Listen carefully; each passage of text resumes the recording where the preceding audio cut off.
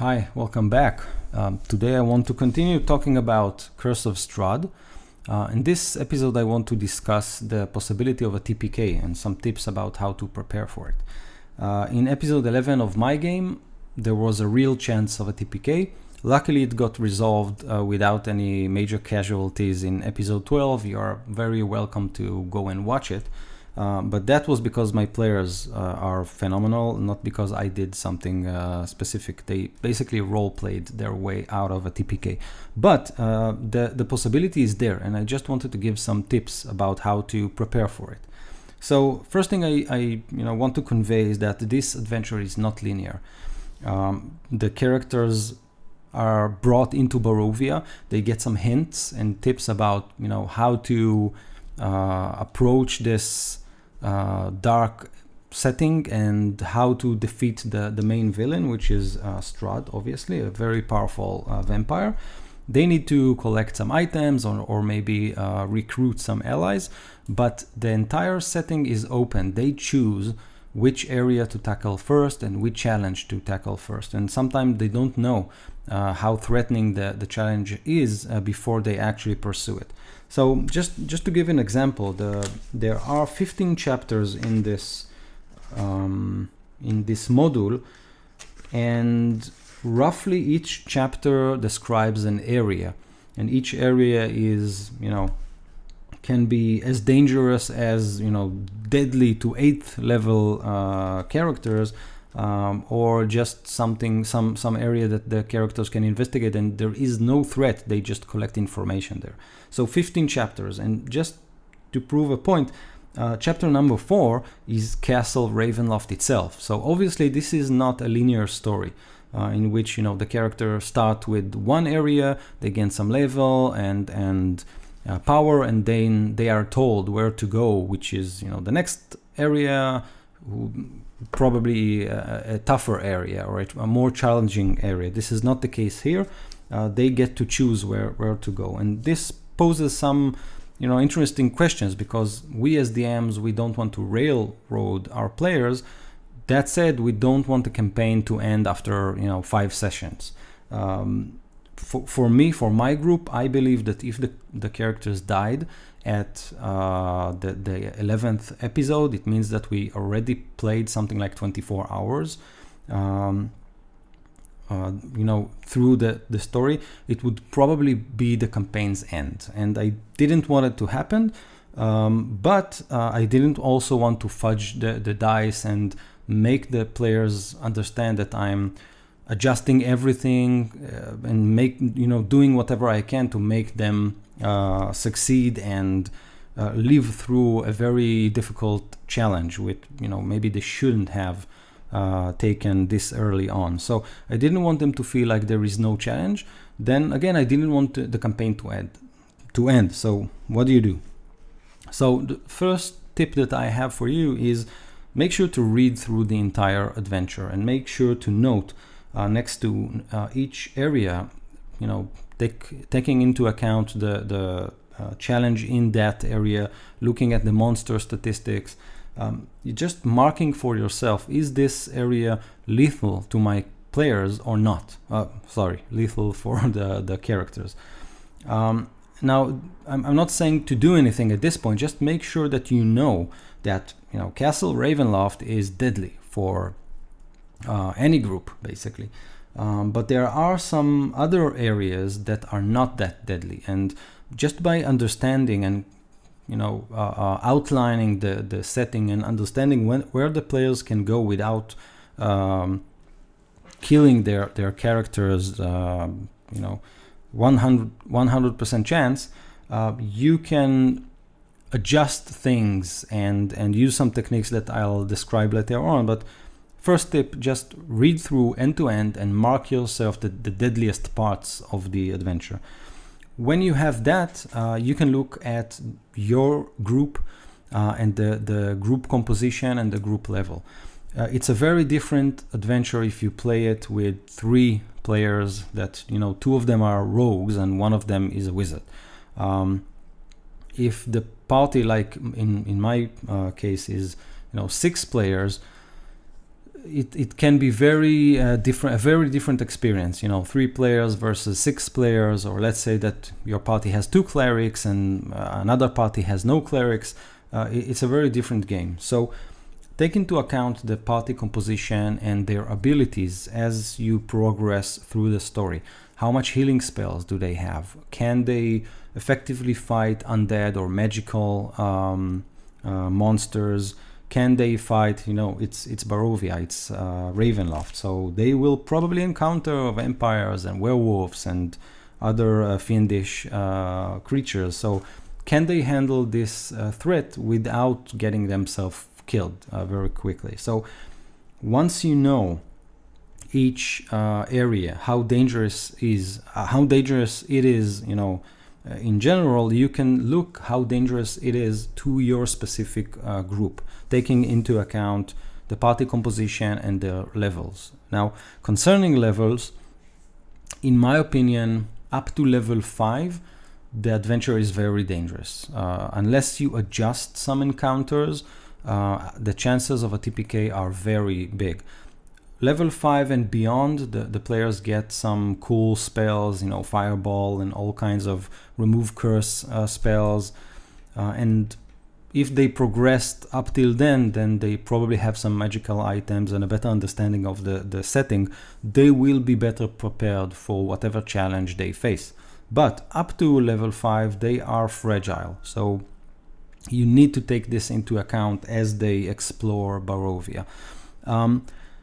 As long as the challenge of a specific location isn't outright, deadly, I would adjust the encounter. Remove a monster, add a different monster, make the encounter challenging but not, deadly.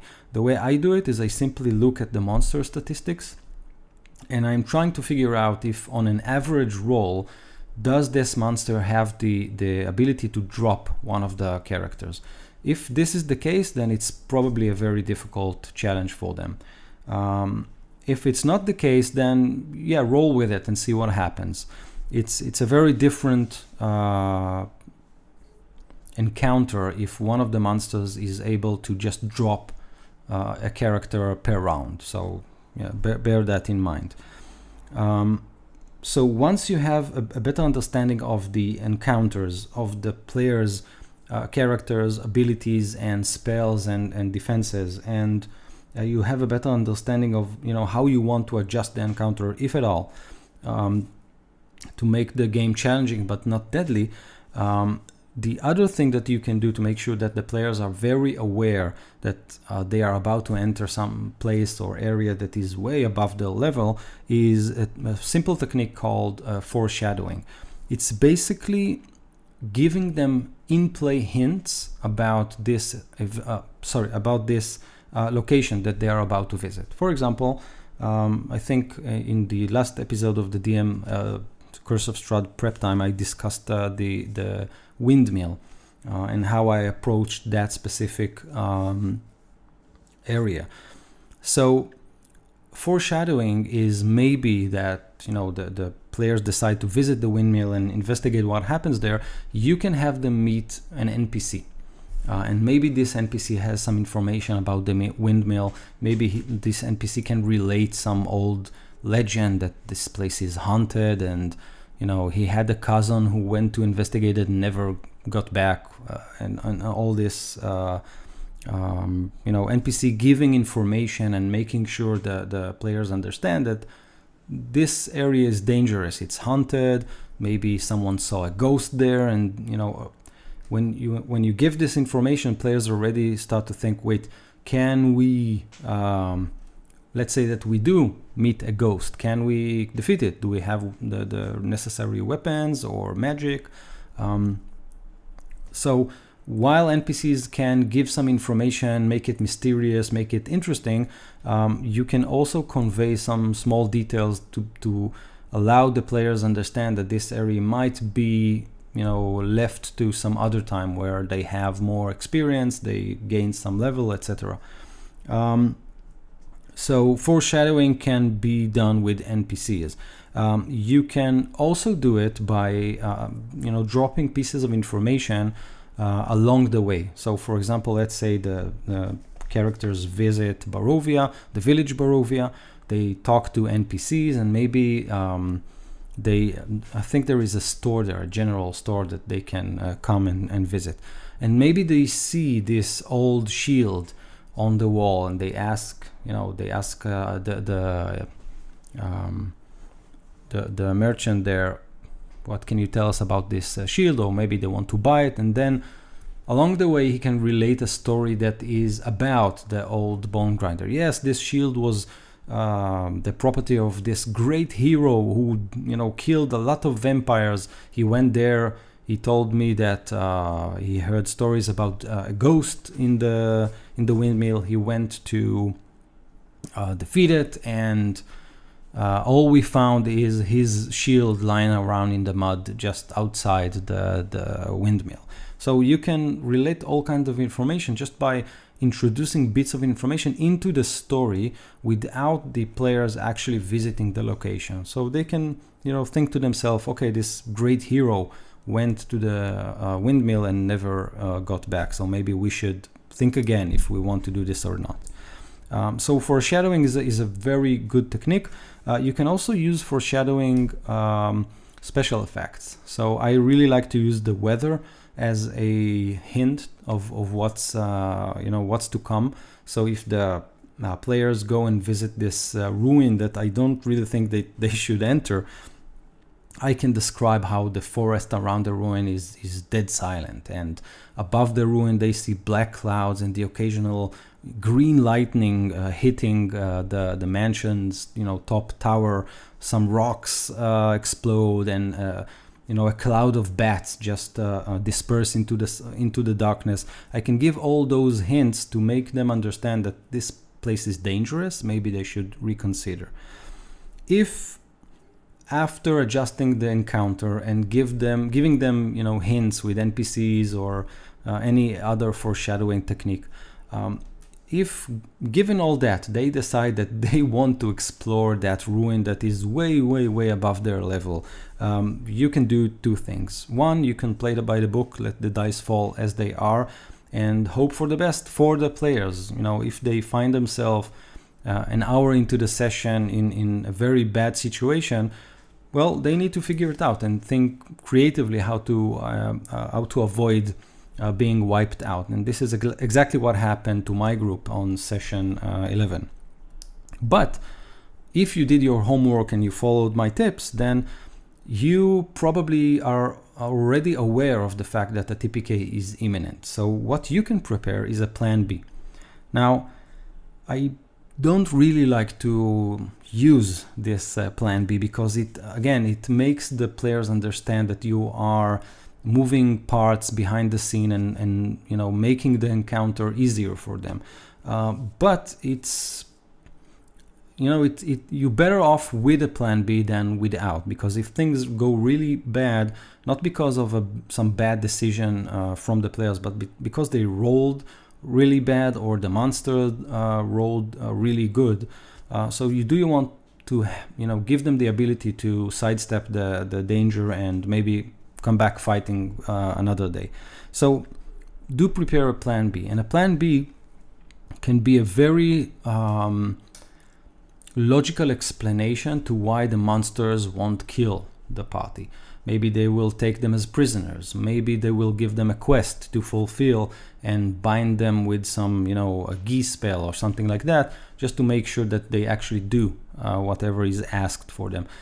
Almost all the encounters and almost all the locations within this book have great NPCs, even villainous NPCs that the players can interact with, even if these are their enemies. And Strahd is a great example here. He appears throughout the adventure, and not always it has to end with a fight. So you should invent logical and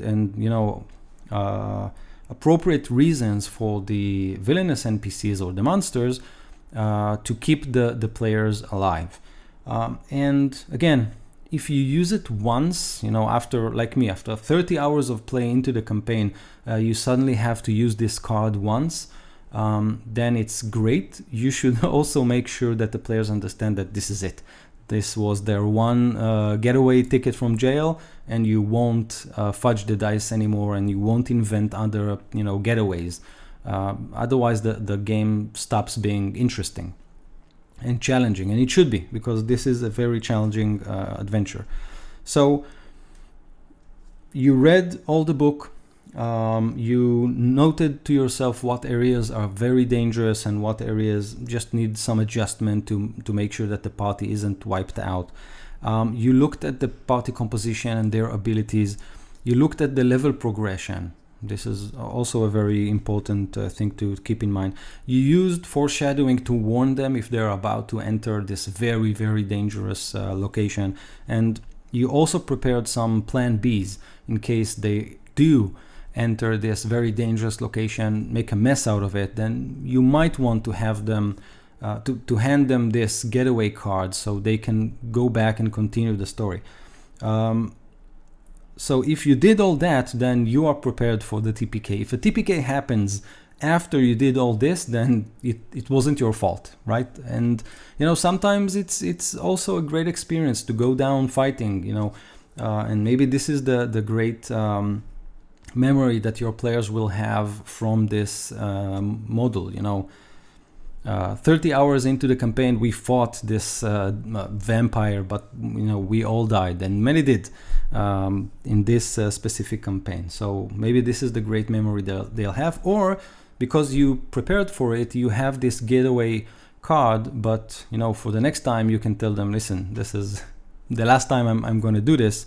Make sure next time to really think about what you're doing before you rush Castle Ravenloft when you're second level with only daggers in hand. So this is it. I hope you enjoyed this episode. Let me know in the comments if it makes sense, if you actually did any of what I suggest here, or maybe you have your own ways of avoiding a TPK, or maybe you just embrace what the dice tell you and you wipe out parties left and right. So you can tell me in the comments, and see you next time. Bye bye.